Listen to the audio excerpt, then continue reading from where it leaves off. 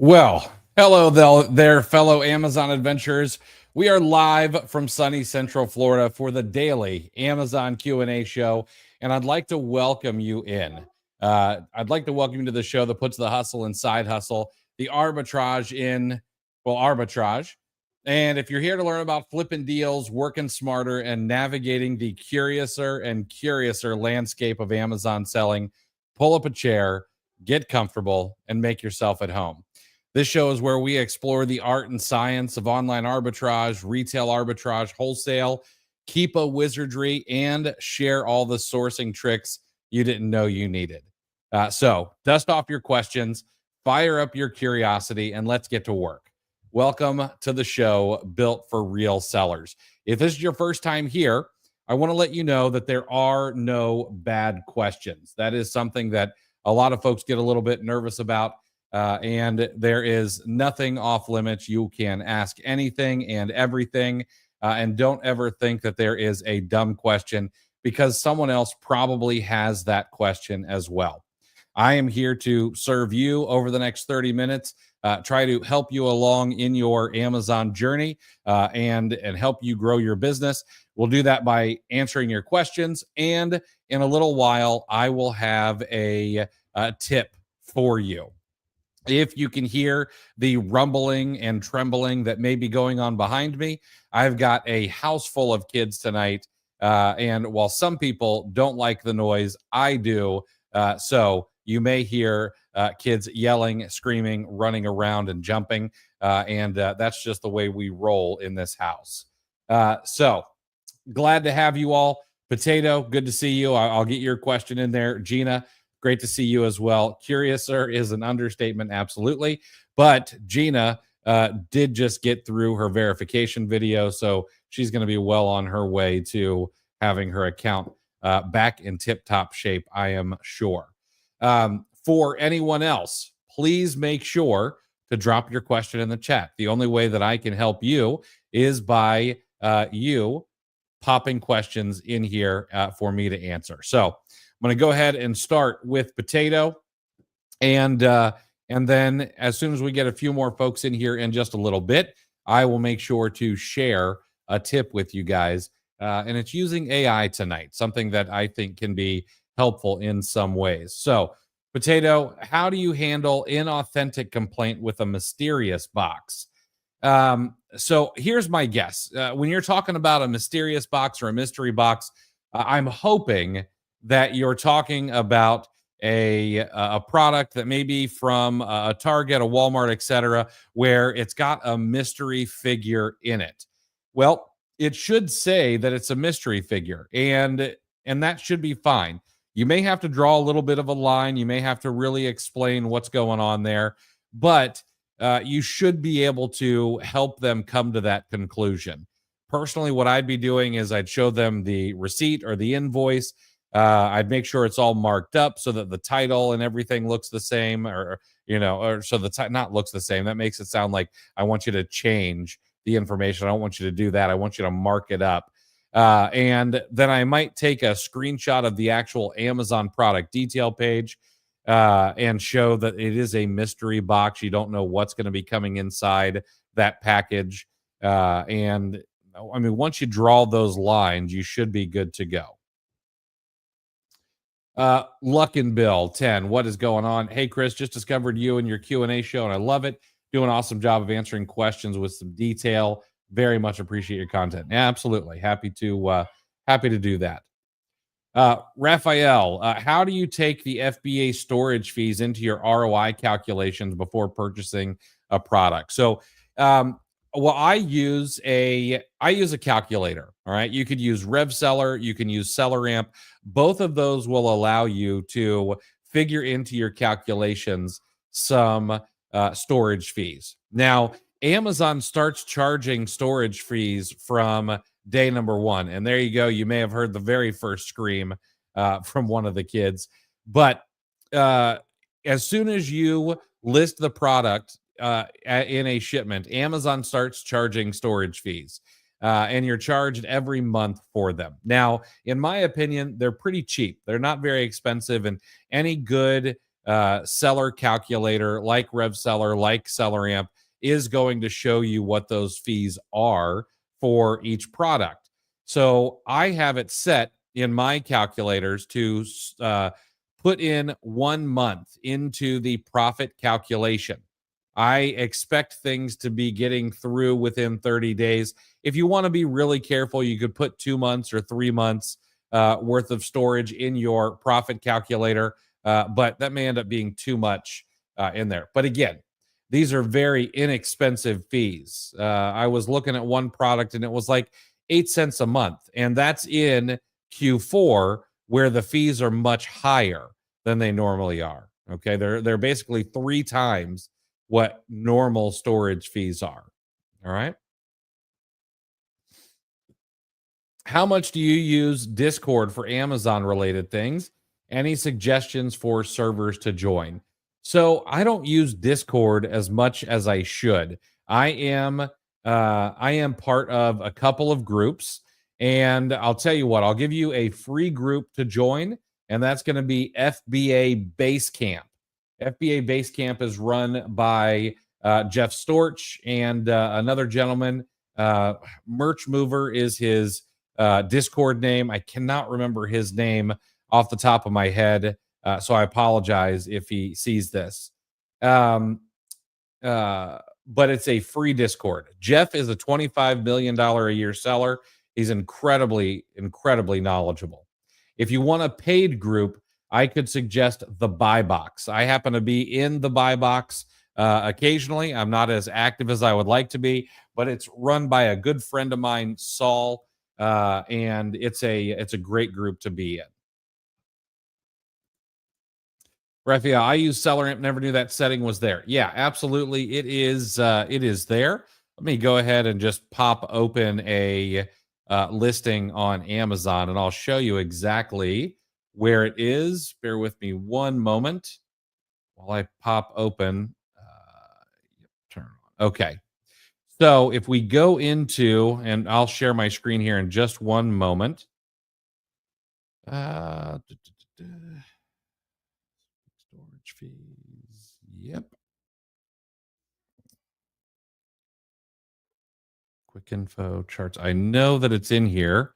Bear with me just a moment.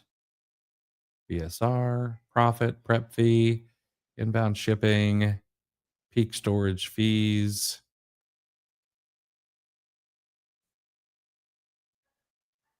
Show profit charts. All right, let me refresh this page.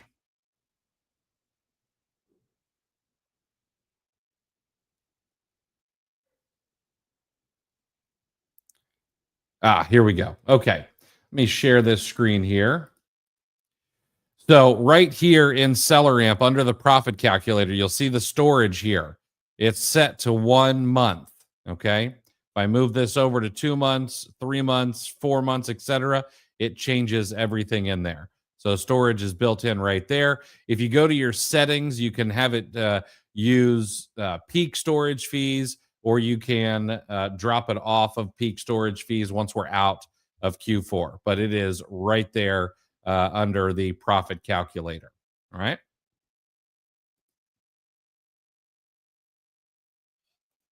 MP Shop, in your opinion, what do you think is going to happen with the Black Friday gatings? Temporary or start removing stuff? Well, I've got a feeling that it's probably temporary. Those gatings seem interesting in the fact that a lot of them are just like heavy or quick moving products. So, like Lego, for example, I've got a feeling that everyone's going to become ungated in Lego again. Now, does that happen, next week? I don't think so. Does it happen in January? That's my hope.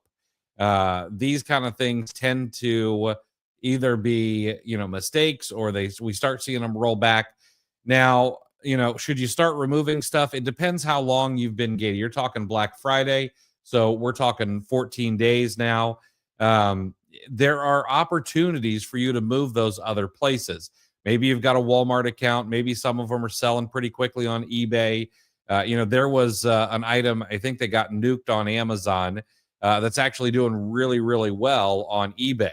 So if I had sent those in, I'd either want to uh, multi-channel fulfill them from Amazon over to eBay, or I would want to get those removed so that I could sell them on another channel. Going into next year, do you think there's going to be any killer sales in January? If there are, what's the best way to take advantage of it? Killer sales. I mean, there's not going to be a Black Friday sale or a Cyber Monday sale in January. But what I want to make sure I don't get this wrong. Let's see. January holidays. We're probably going to start the very first of the year with a holiday. We've got New Year's Day right on January 1st. There will likely be sales that happen for the New Year's holiday. Are they going to be killer? No, not necessarily. But then on January 20th, we've got Martin Luther King Day. Martin Luther King Day has always been a time when there are sales. When is Boxing Day? Boxing Day is December 26th. Chances are there are going to be Boxing Day sales here in the United States because it's just a reason to have another sale. So how do you take advantage of those? The same way you would any other sale. You need to keep your finger on the pulse of what's going on, who's having sales, and then start sourcing them. You can do that with something like salesgazer.com. Salesgazer.com. It's absolutely free, and it automatically will allow you to sign up for hundreds of emails from source sites so that you don't have to murder your own inbox with those sales emails. Corey, any idea why Seller Amp will sometimes show actual quantity of stock a seller has, then minutes later only show as the dreaded 30 plus? Who effing knows what their actual stock is? I don't know for sure, just because they don't reach out to me and tell me what may be going on. However, I do know that Amazon is always looking to try to keep that stock information private. Why that is, I don't exactly know. But Keepa fights them all the time. The OS add-on has decided to not keep their extension up to date any longer. My guess is for the same reason. Amazon's probably making that data harder and harder to come by. And so my guess is that if Amazon's trying to make that data harder to come by, that's probably the reason it happens.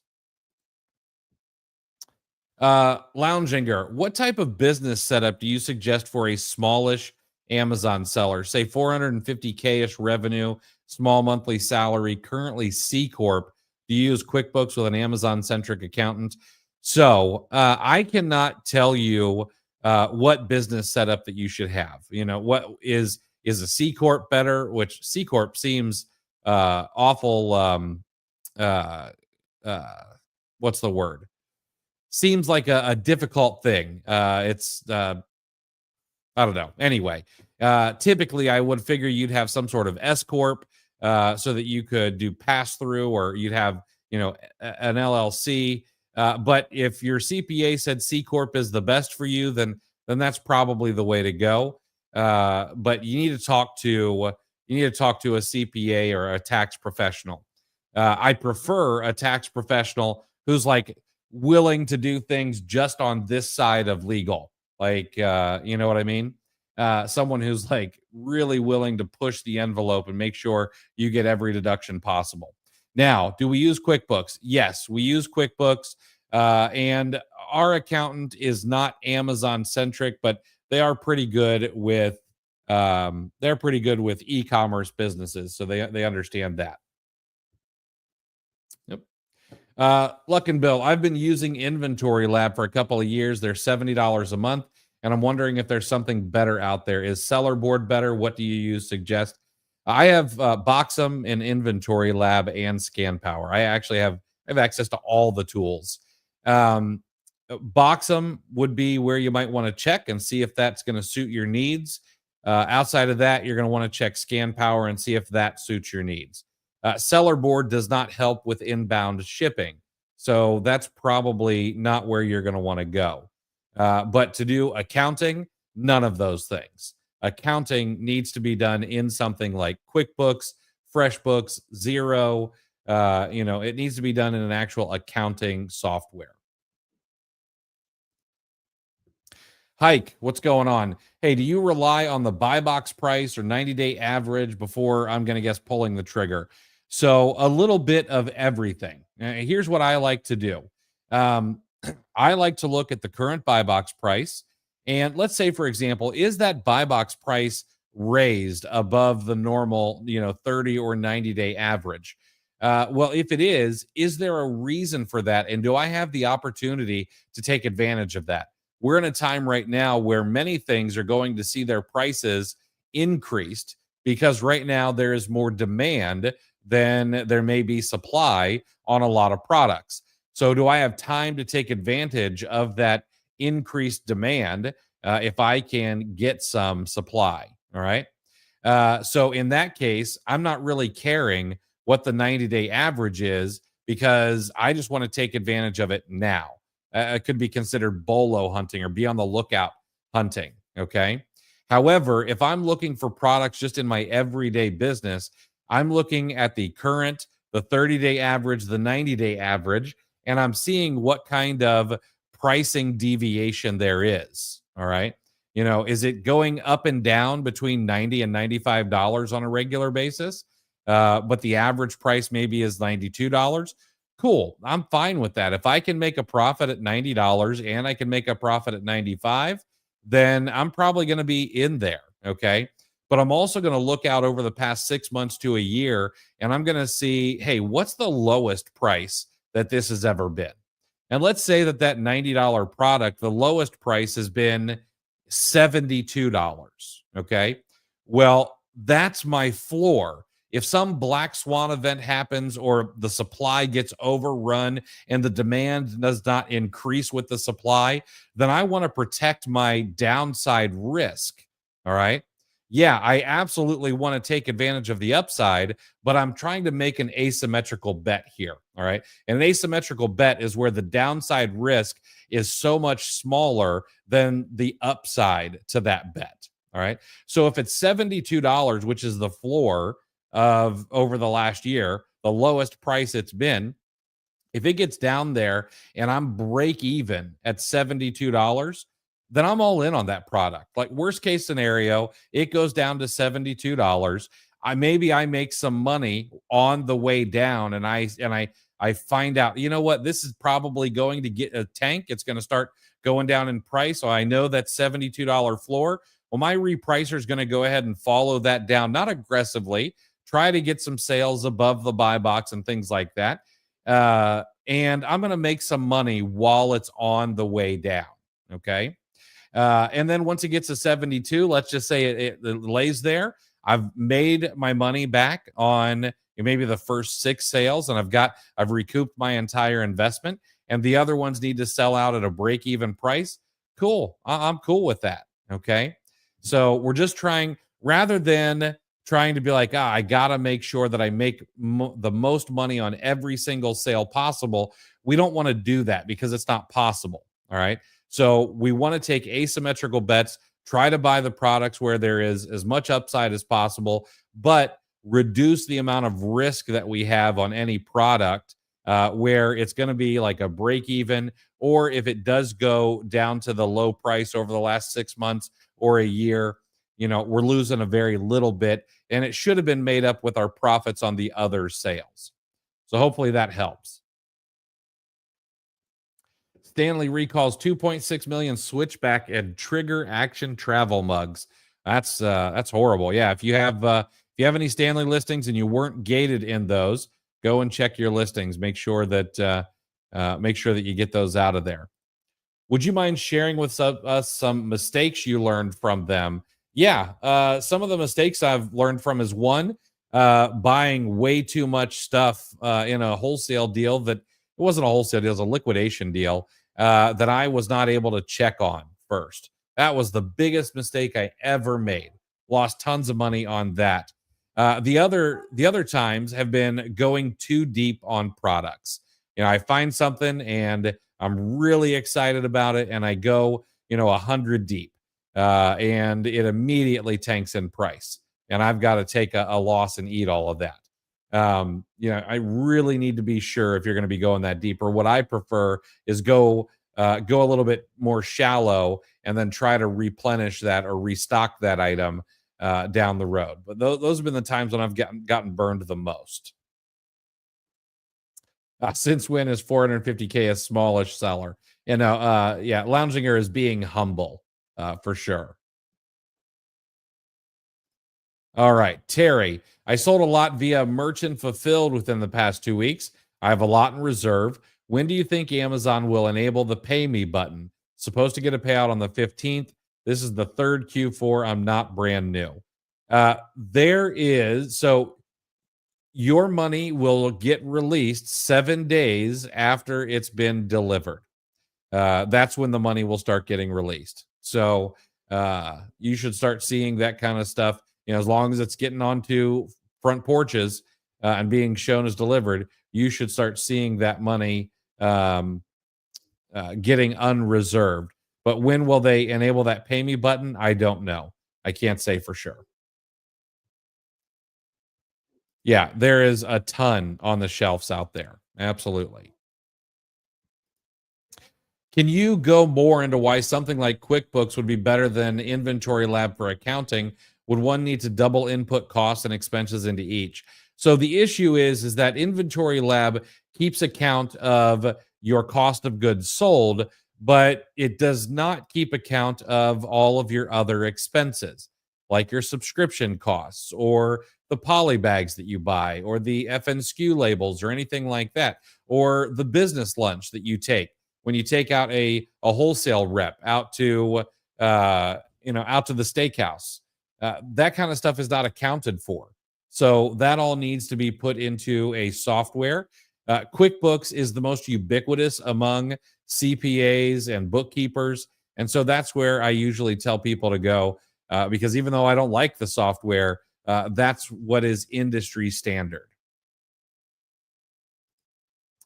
How do you go about finding a sourceable product, but it's been suppressed past 30 to past 90? So, what do you mean by it's been suppressed? You mean the buy box has been suppressed, or something else? Do you ever source at Ross since it's boss? Yeah, Ross is great, man. I like TJ Maxx better. We don't really do much retail arbitrage anymore. I prefer TJ Maxx, Marshalls. Not really a big fan of Home Goods, but we would hit the Ross circuit when we were doing heavy retail arbitrage here in Florida. Absolutely. But my favorite, Walgreens. Thursday Q&A. Yeah, Flamingo or Artem. I now do a Q&A daily. I do Q&A every single day of the week. Okay, and Lounger. More of a general self-employed question.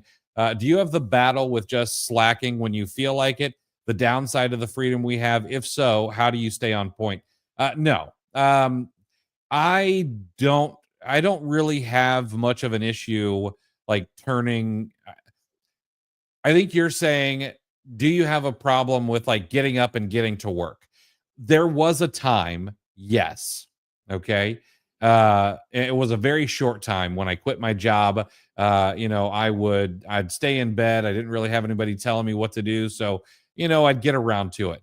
But these days I am fairly driven. Um, I find it I find it's a little bit easier once instead of focusing on extrinsic motivation, which is the outside things, you find the intrinsic motivation or that motivation that's inside.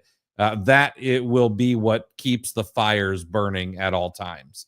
Now, having a family, I don't know if you do or not, but having a family turned that on for me pretty easily.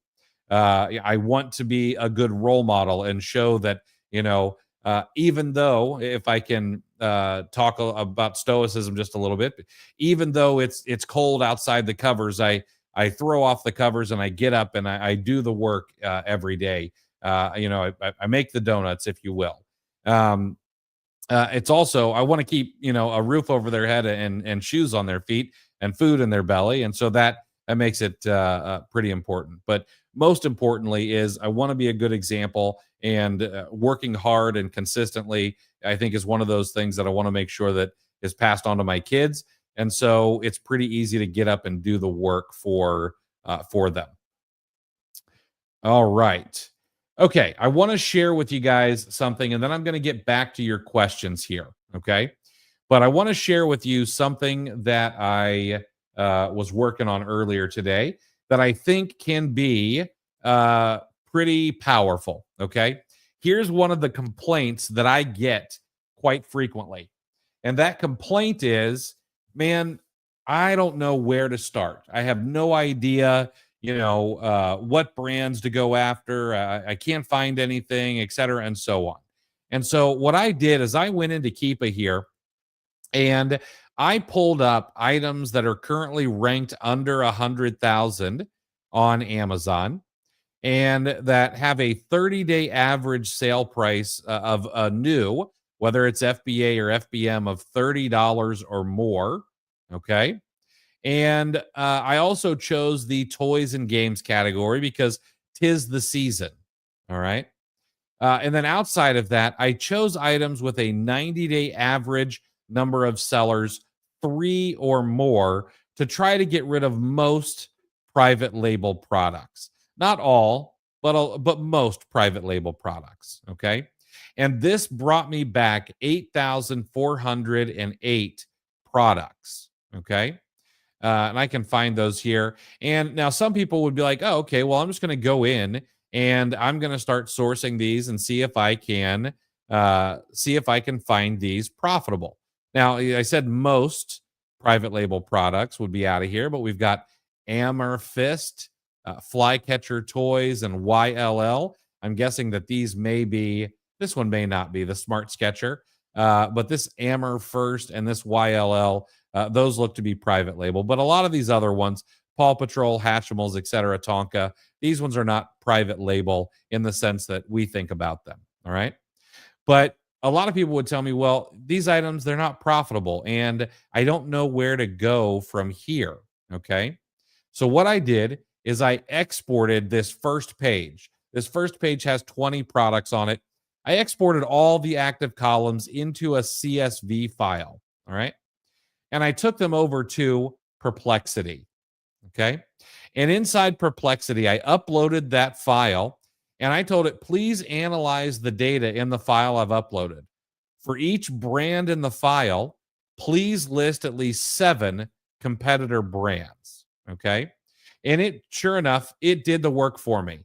For ransom notes, I've got code names: Cards Against Humanity, Exploding Kittens, What Do You Meme, Telestrations, Pictionary, Jackbox Games. All right. For Tamagotchi, I've got Gigapets and Digimon and Nanopet and Pokemon Pikachu and Pingu and Bitsy and Inbox Creature, and so on. Okay. Paw Patrol, Puppy Dog Pals, Wonder Pets, Blaze and the Monster Machines. I'm getting all these brands that I could start going after. Okay. And so now I've got myself a rabbit trail. Now, you don't have to just do this with Keepa Product Finder. Let's say that you've got a lead list. All right. You've got a lead list that has, 10 different products on it. You can upload that to your Perplexity, to your ChatGPT, to your Merlin, to whatever you're using in the AI space, and say, hey, give me the competing brands for these products so that I can easily go down rabbit trails. Okay. But then I said, hey, you know what? I want you to also analyze this list of products, and for each product, give me at least 10 complementary products that could be sold. And it didn't do quite as well on this question. It said, well, for the Flycatcher Toys, which is a Smart Sketcher, what about the Insect Kingdom Creativity Pack or the Smart Sketcher Dinosaur Adventures Creativity Pack? That's not too bad. Okay. And then I said, hey, the other thing I want you to do is I want you to analyze the products in the file that I uploaded. And for each product, I want you to give me 5 or more ideas of similar products that I could sell. And sure enough, we've got some more ideas that we could go down here. So instead of looking at that ridiculous word magnet party game, well, I could go and I could search on Amazon for word association games. Okay. Well, if I do that over on Amazon, what do I get for word association games? All right.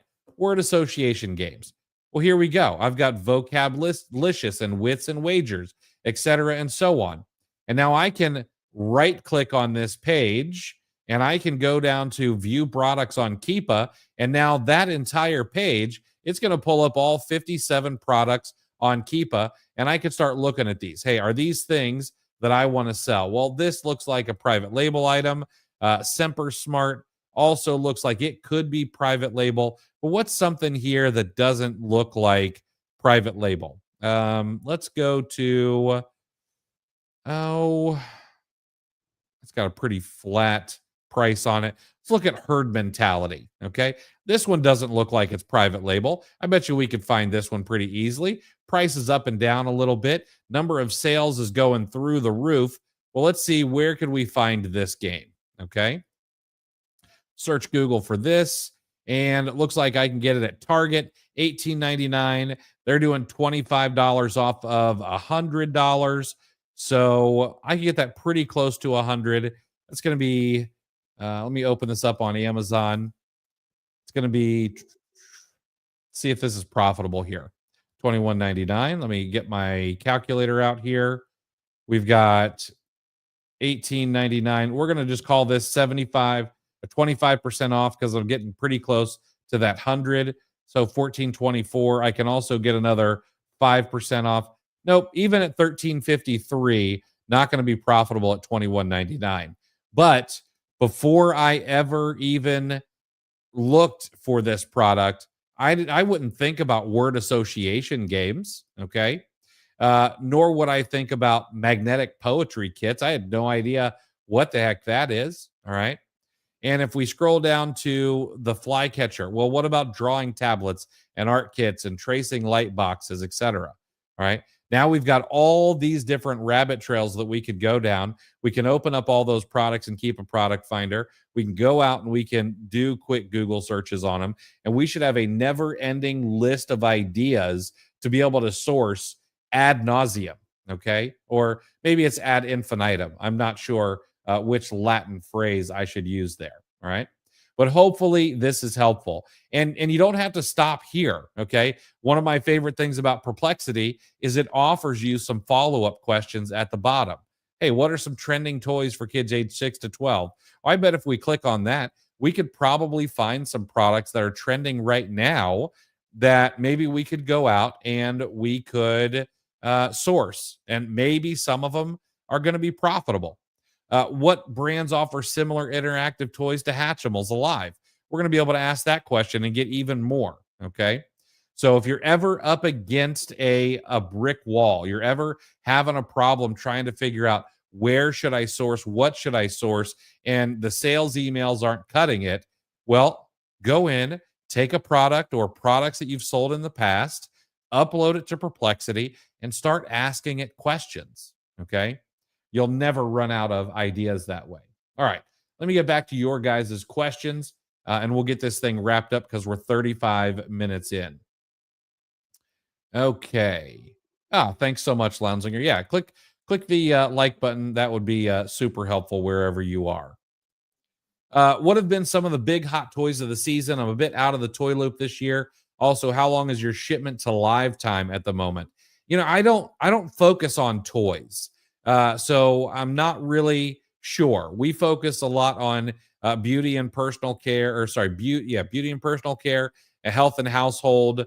We're fairly agnostic to what we sell if the data is correct, but we haven't been selling very many toys. Some perennial stuff like Lego, etc. That stuff, absolutely. Corey, been selling this Monster Jam toy at Ross for $120 with a $25 buy cost. That is beautiful. I love that.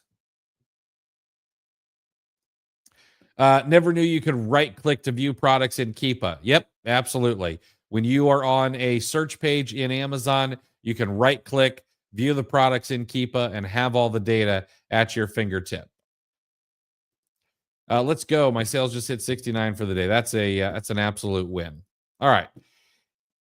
If I purchase from local discount outlets, will I have a problem if I receive an IP complaint or an authenticity complaint? All I have is a receipt from the local discount store, no invoice. So I don't know what local discount store you're talking about, but if they've got a UPC on the receipt, you're probably going to be just fine. If it's a Ross, a TJ Maxx, a Marshalls, a DD's, DD's is here in Florida, a store like that where they have their own SKU on the product, then you're going to want to take a picture of the product next to the receipt. Keep that in your file. Okay. If you can show that the product is there, the SKU matches the SKU on the receipt, then you're probably going to be good to go. You may need to draw a line from the receipt to the actual business to show that it is, hey, this is a local business. Here's who it's owned by. Here's their social media. Here's their website. Here's their Better Business Bureau and their local Chamber of Commerce membership and all of that stuff. But you should not have an issue. Oh, and I'm sorry, I forgot the shipment to live time.